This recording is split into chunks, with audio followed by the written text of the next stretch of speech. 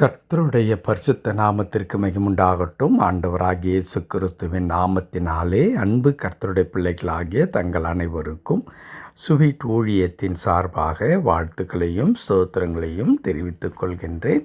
நீதிமொழிகளின் புத்தகம் 16ஆம் அதிகாரம் 33வது வசனம். நீதிமொழிகள் 16ஆம் அதிகாரம் வசனம் 33. சீட்டு மடியிலே போடப்படும், காரிய சித்தியோ கர்த்தரால் வரும். சீட்டு மடியிலே போடப்படும், காரிய சித்தியோ கர்த்தரால் வரும். என் அன்பு கடவுளுடைய பிள்ளைகளே, இன்றைக்கும் சீட்டு போட்டு பார்த்தல் என்பது நம்முடைய வாழ்க்கையில் நடைமுறையில் இருக்கிறதை நாம் பார்க்க முடியும். ஒரு காரியத்தை நாம் தீர்மானிக்க வேண்டுமென்றால், ஒரு காரியத்தை நாம் தேர்ந்தெடுக்க வேண்டும் என்று சொன்னால் நாம் என்ன செய்வோம்? ஒரு வெள்ளை காகிதத்திற்குள்ளாக துண்டு துண்டாக அந்த காகிதத்தை கிழித்து அதிலே நாம் விரும்புகின்ற தீர்மானிக்கின்ற காரியங்களை எழுதி அதை அப்படியே சுருட்டி என்ன செய்வோம்? ஒரு சிறு பிள்ளையை அழைத்து குலுக்கி போட்டு அதிலிருந்து ஏதாகிலும் ஒன்றை எடு என்று நாம் கேட்போம். அப்படியே அந்த குழந்தை எடுத்து கையில் கொடுப்பதை பிரித்து பார்க்கும் பொழுது அதில் என்ன வருகின்றதோ அதுதான் தேர்ந்தெடுக்கப்பட்ட ஒன்று என்ற முடிவுக்குள்ளாக நாம் வருவோம். அன்பு கடவுளுடைய பிள்ளைகளே, சாலமோன் ஞானியின் காலத்தில் கூட இந்த காரியம் இருந்திருக்கிறது. ஆனால் அதில் கடவுளுடைய வல்லமை அதிலும் செயல்படுகின்றது என்பதை நாம் உணர்ந்து கொள்ள வேண்டும் என்பதற்காக அற்புதமாக அந்த காரியத்தை இங்கே சொல்லித் தருகின்றார். சீட்டு மடியிலே போடப்படும். அதாவது நீங்கள் வழக்கமாக அவ்விதமாய் காகித துண்டுகளிலே நீங்கள் எழுதி குலுக்கி போடுவது அது உங்களுடைய வழக்கமாக இருக்கும். ஆனாலும் காரிய சித்தியோ, அதிலே எதிர்பார்க்கப்படுகின்ற காரியங்கள் சித்தி பெற வேண்டுமென்றால், வெற்றி பெற வேண்டுமென்றால் அது யாரிடத்திலிருந்து மட்டும்தான் வர வேண்டும்? கடவுளிடத்திலிருந்து மட்டும்தான் வர வேண்டும். நான் சீட்டு எழுதி போடுவதினாலே என்னுடைய முயற்சிகள் எல்லாம் அப்படியே வெற்றியாகி விடும் என்று அர்த்தம் அல்லவே அல்ல. நான் நினைப்பது தான் அந்த சீட்டில் வரும் என்று சொல்லி நாம் சொல்லவே முடியாது.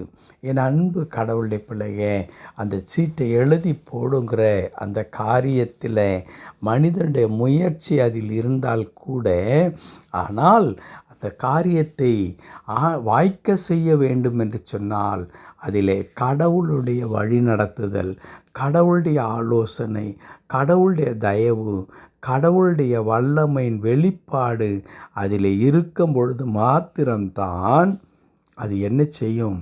அர்த்தமுள்ள ஒன்றாக மாறும். என் அன்பு கடவுளுடைய பிள்ளைகளே, குறிப்பாக இந்த மாதத்தில் தேர்வு எழுதுகின்ற அருமையான பிள்ளைகள் நம்முடைய குடும்பங்களிலே இருக்கின்றார்கள். அவருடைய இறுதி தேர்வு துவங்கிவிட்டது. சில பிள்ளைகளுக்கு ஏற்கனவே துவங்கி பிள்ளைகள் தேர்வு எழுதி கொண்டிருக்கிறார்கள். இன்னும் சில பிள்ளைகளுக்கு இனிமேல் தான் துவங்க போகிற காலத்தில் இருக்கின்றோம். அன்பு கர்த்தருடைய பிள்ளைகளே, இது எல்லாமே ஒரு மனிதனுடைய முயற்சி தான். அந்த பிள்ளைகள் ஓராண்டு காலம் பள்ளிக்கு செல்கிறார்கள், தங்களுடைய பாடங்களை படிக்கிறார்கள்.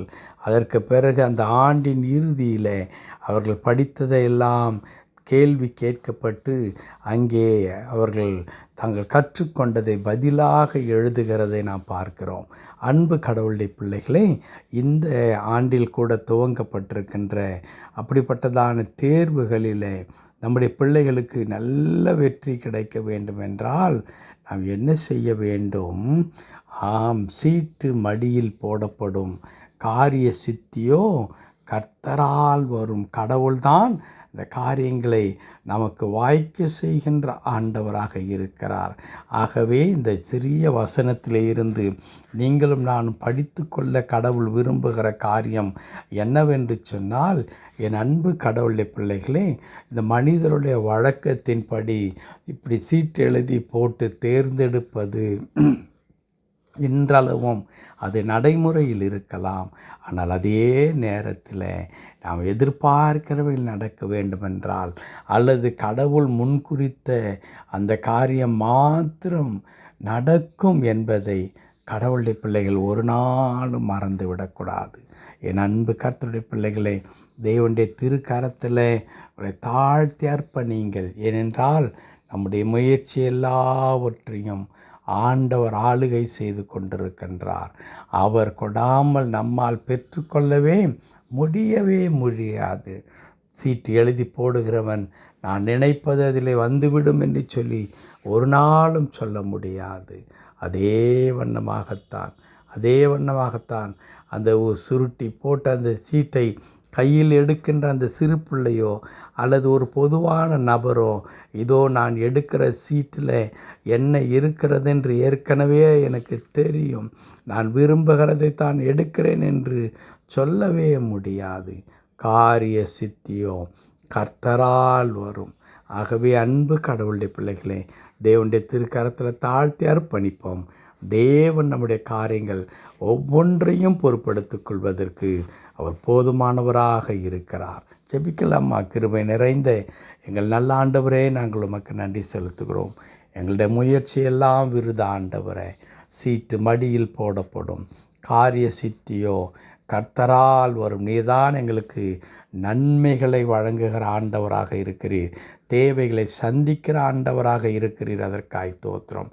தாழ்த்தி தேவனுடைய திருக்கரத்தில் அர்ப்பணிக்கிறோம். ஆண்டவரே, நீர் எங்களை பொறுப்படுத்திக் கொள்ளும்.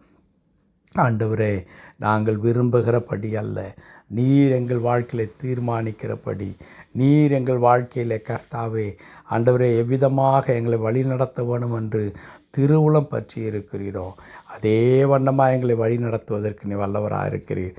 ஆகையால் எங்களுடைய முயற்சி அல்ல ஆண்டவரே, எங்களுடைய முயற்சி எவ்வளவாக இருந்தாலும் கர்த்தாவே அதை வாய்க்க செய்வது, அதை ஆசீர்வதிப்பது நீராக இருக்கிறீர். அதற்காய் தோத்திரம். தேவனுடைய திருக்கரத்தில் அர்ப்பணிக்கிறோம் அப்பா. தொடர்ந்து எங்களை பொறுப்படுத்திக் கொள்ளும். கிருபைக்குள் வழி நடத்தும். மீட்பர் நாமத்தில் ஜெபிக்கிறோம் எங்கள் நல்ல பிதாவே. ஆமென், ஆமென்.